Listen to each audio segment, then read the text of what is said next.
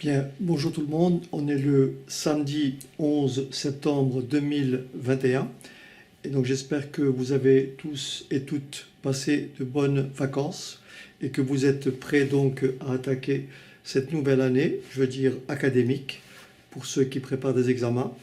Donc comme promis, je suis de retour parmi vous pour aujourd'hui faire une séquence sur les équations différentielles.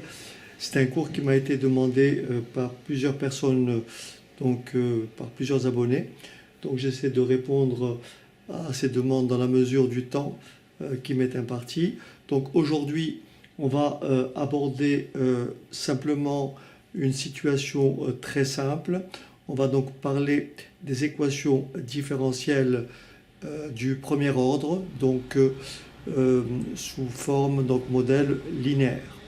Donc en général, lorsqu'on dit une équation, lorsque vous employez le mot équation, donc une équation du premier degré, du second degré de façon générale, on va déterminer là où l'ensemble des solutions et les solutions ou l'ensemble des solutions d'une équation, ce sont des nombres réels. Dans le cas d'une équation différentielle, l'ensemble des solutions, ce n'est pas un réel, mais un ensemble de fonctions. Alors une équation différentielle du premier ordre met en relation une fonction et sa dérivée première. On verra un peu plus tard, lors des prochaines séances, des équations différentielles du second ordre.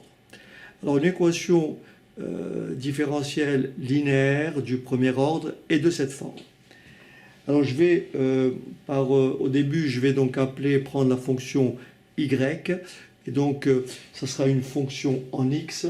Donc une équation différentielle du premier ordre se présentera sous la forme suivante: y' de x plus a de x y de x égale à b de x. Donc a de x étant une fonction et b de x étant une fonction. Pour le cours d'aujourd'hui, je vais me limiter ici, pour a de x et b de x, je vais me limiter à deux constantes. Autrement dit, je vais prendre des fonctions constantes. Donc on apprendra à résoudre ce type d'équation différentielle. Cette forme-là, y' de x plus a y de x égale à b. On va donc déterminer l'ensemble des solutions de cette équation différentielle. Avant de commencer, j'aimerais simplement vous faire un tout petit rappel qui sera effectivement nécessaire. Regardez bien. On sait que si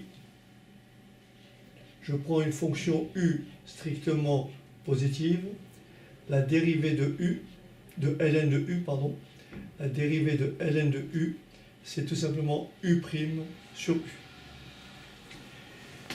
Si je prends une fonction u strictement négative, j'ai donc la dérivée de ln de moins u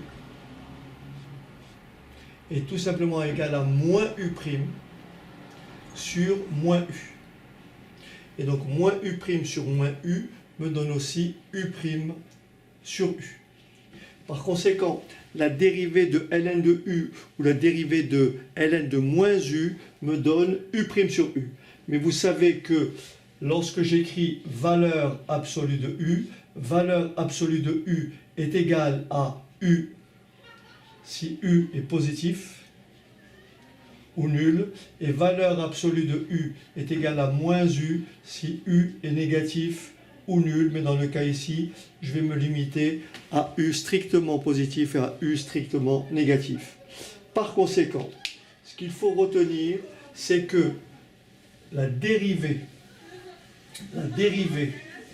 de ln de valeur absolue de u, c'est ce qu'on appelle la dérivée logarithmique, la dérivée de ln de valeur absolue de u, c'est tout simplement u' sur u. Donc j'aurai besoin de cette écriture tout à l'heure. Je répète, la dérivée de ln de valeur absolue de u, c'est tout simplement u' sur u, bien entendu, avec u différent de 0.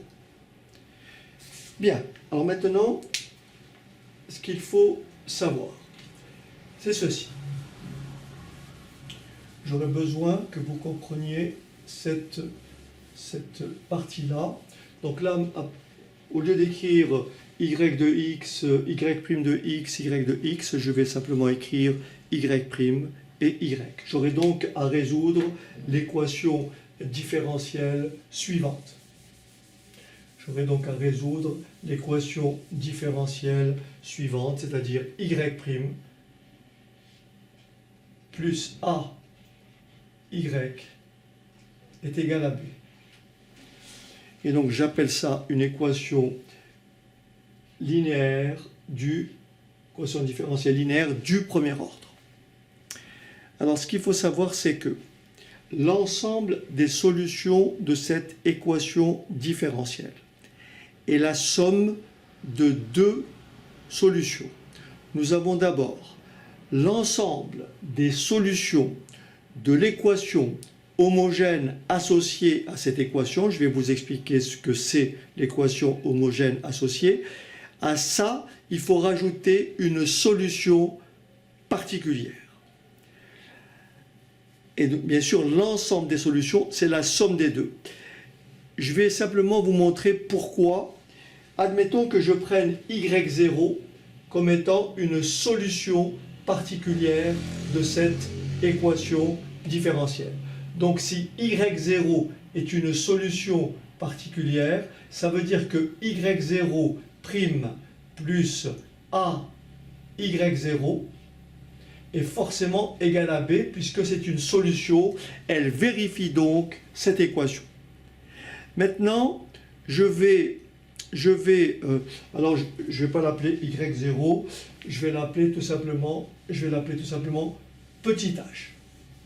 Donc je vais supposer que petit h est une solution particulière de cette équation différentielle. J'ai donc quoi? H' de x plus a h de x égale à b. Je vais donc écrire ce que je viens de dire, donc a h' de x plus a h de x est égal à b. Donc ça, c'est une solution particulière, puisqu'elle vérifie cette égalité. Je vais donc prendre un ensemble de solutions de cette équation différentielle. Cette équation différentielle dont le second membre est 0 est appelée équation homogène associée à E. Donc l'équation homogène associée à grand E, c'est tout simplement le membre de gauche auquel vous rajoutez 0 à droite. Autrement dit, vous supprimez cette valeur-là. Donc ça, c'est l'équation homogène associée à grand E. Je vais appeler petit g l'ensemble des solutions de cette équation homogène associée. J'ai donc g' de x plus a g de x égale 0. Donc la fonction g, ou l'ensemble des fonctions g, vérifie cette égalité. Et maintenant, je vais faire égalité 1 plus égalité 2. Si je fais égalité 1 plus égalité 2, qu'est-ce que j'obtiens? J'obtiens h' de x plus g' de x plus a h de x plus a g de x. Je mets a en facteur. Donc plus a facteur de h de x plus g de x. Et bien sûr, tout ça est égal à 0 plus b, ça fait b. Que traduit ce résultat? Il traduit ceci. Si h est une solution, si g est une solution, si h est une solution de E, si G est une solution de l'équation homogène associée, alors la somme des deux fonctions est solution de l'équation proposée. Autrement dit, dans notre démarche, pour déterminer l'ensemble des solutions de E, je vais faire ça en deux temps.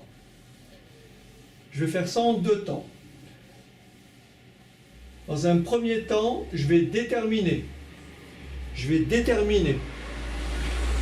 l'ensemble des solutions de l'équation homogène associée.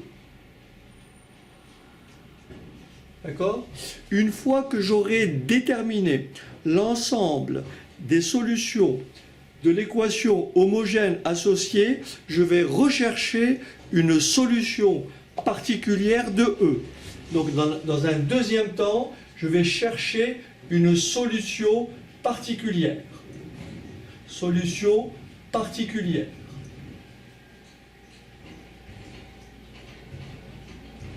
De E. Que j'appellerai Y0. L'ensemble des solutions de E sera tout simplement l'ensemble des solutions de l'équation homogène associée, c'est-à-dire la somme de toutes les fonctions solutions de l'équation homogène associée et bien sûr de la solution particulière. Alors pour déterminer l'ensemble des solutions de l'équation homogène associée, on va se baser sur la dérivée logarithmique qu'on a établie précédemment. Regardez bien. Je vais donc déterminer l'ensemble des solutions de cette équation. L'ensemble des solutions de cette équation. Alors comment je peux faire ça? Je peux faire ça ainsi. Je peux écrire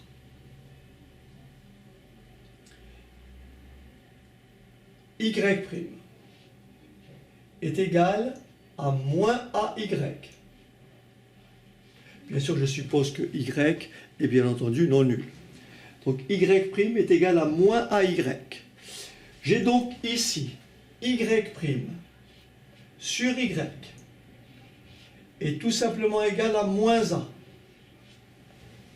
Y' sur Y est égal à moins A. Et là, vous avez ce qu'on appelle la dérivée logarithmique de Y. Je vais donc chercher primitive à gauche et primitive à droite.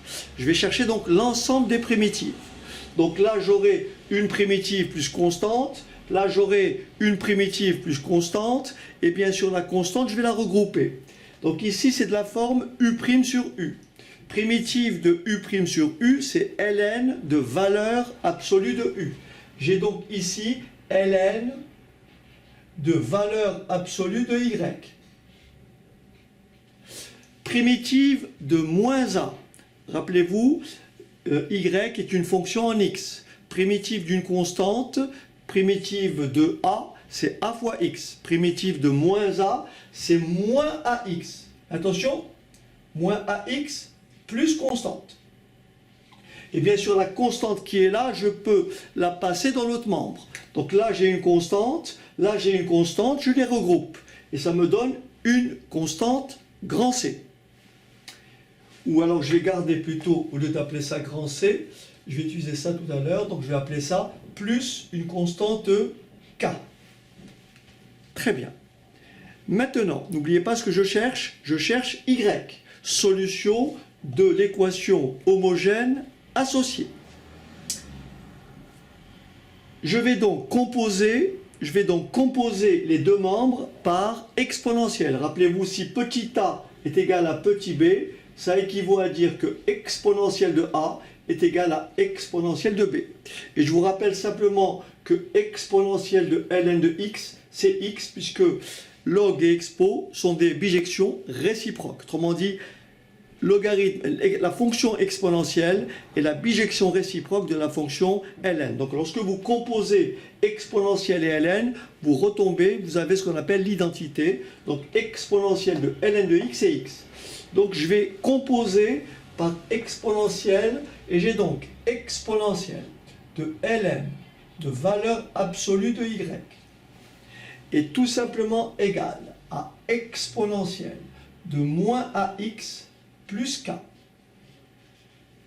Je vous rappelle les propriétés pour la fonction exponentielle. Exponentielle de a plus b, c'est exponentielle de a que multiplie exponentielle de b.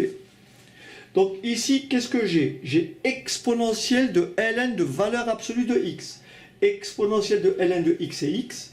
Exponentielle de ln de valeur absolue de x, c'est valeur absolue de x. Par conséquent ici, j'ai nécessairement valeur absolue de y, qui est égale à... Alors, j'applique cette règle. Exponentielle de k que multiplie exponentielle de moins ax.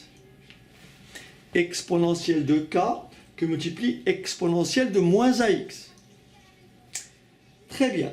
Vous savez que valeur absolue de y est égale à plus ou moins y, selon que y est positif ou y est négatif.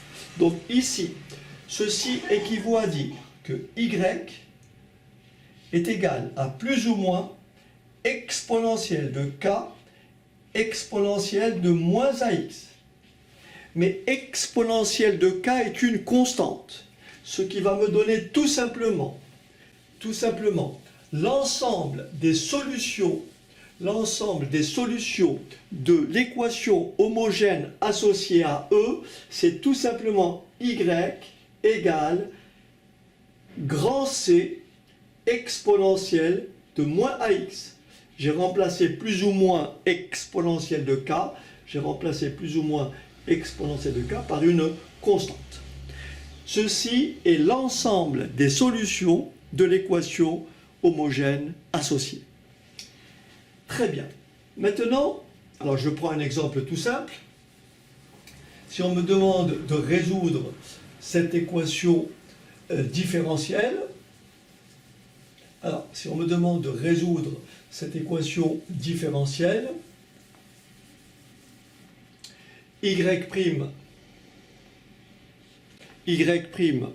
moins 5y est égal à 3. Donc étape numéro 1, je vais déterminer l'ensemble des solutions de l'équation homogène associée. Donc ça c'est E. J'ai donc y' moins 5y est égal à 0.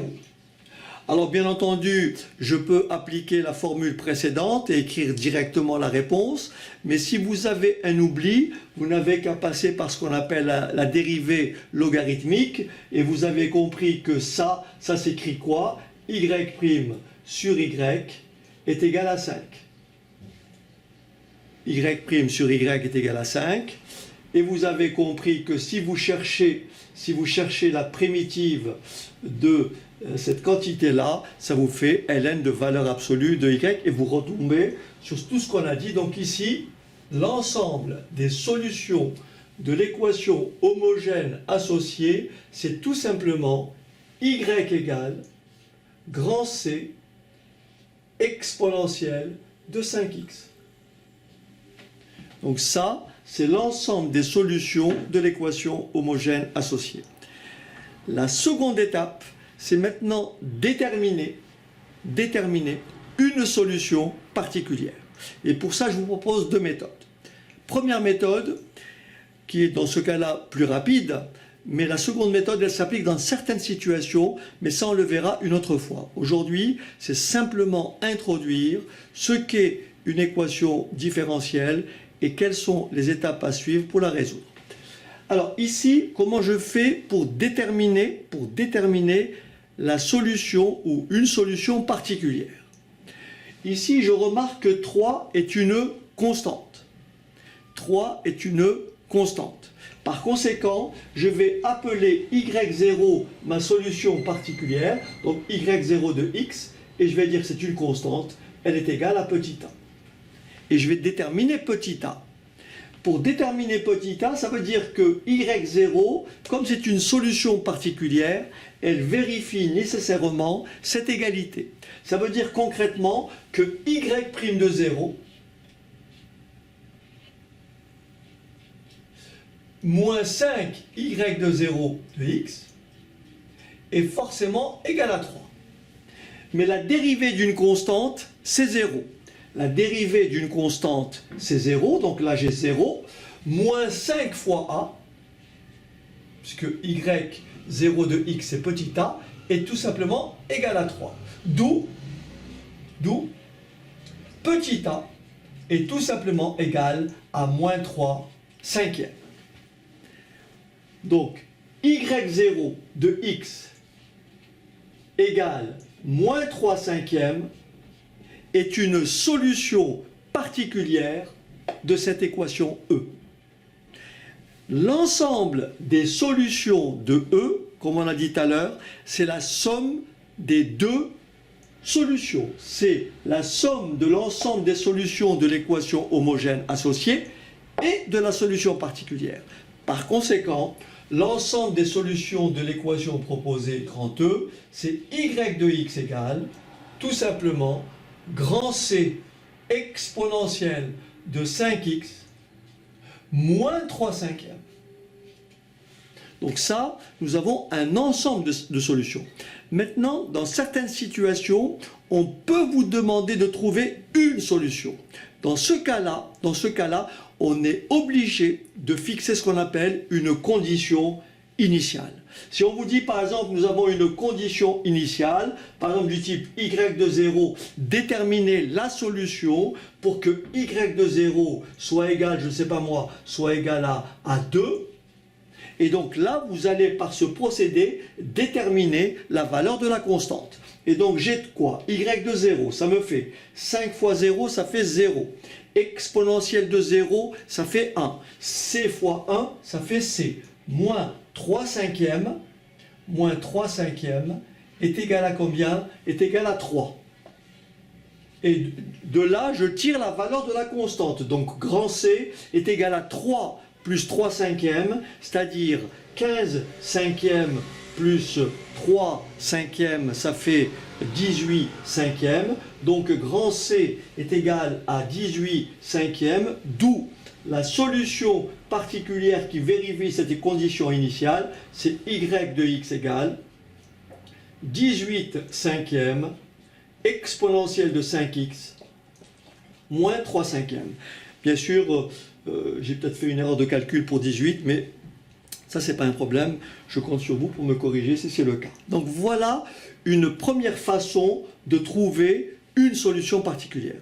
J'en profite pour vous donner maintenant la deuxième méthode. Dans ce cas-là, elle ne se prête pas, mais il y a des cas où il est très intéressant de passer par la méthode de la variation de la constante que j'explicite juste après. Alors regardez bien, je vais donc effacer tout ça et expliciter donc la deuxième façon de faire.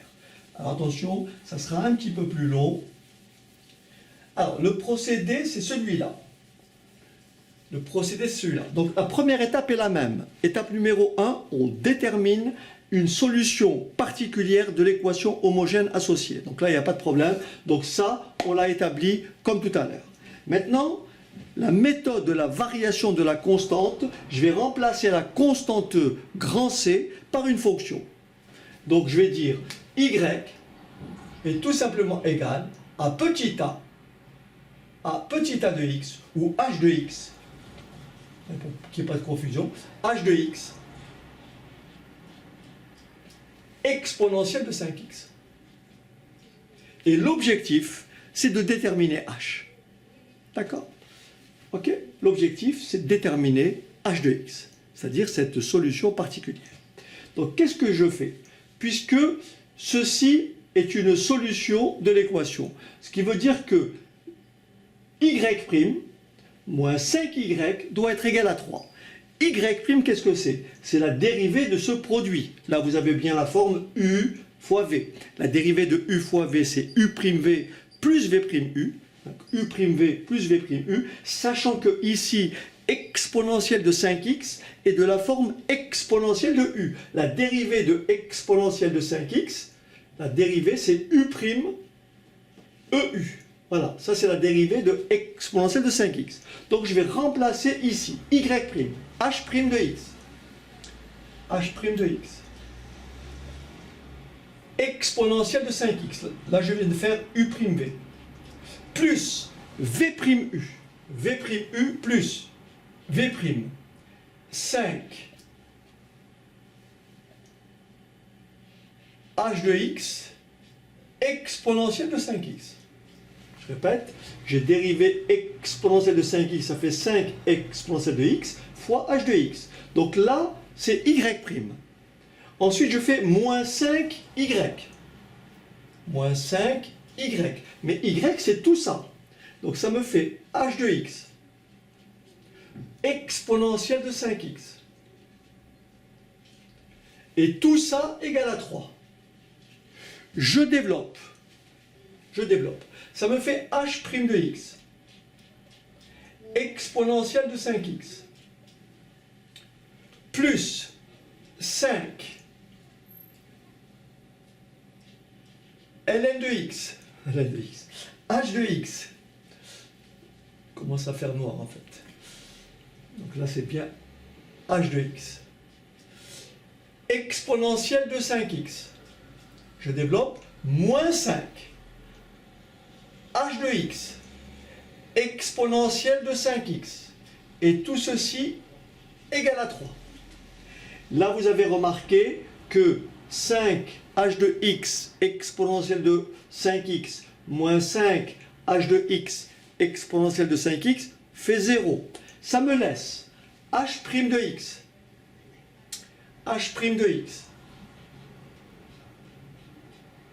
exponentielle de 5x est égal à 3.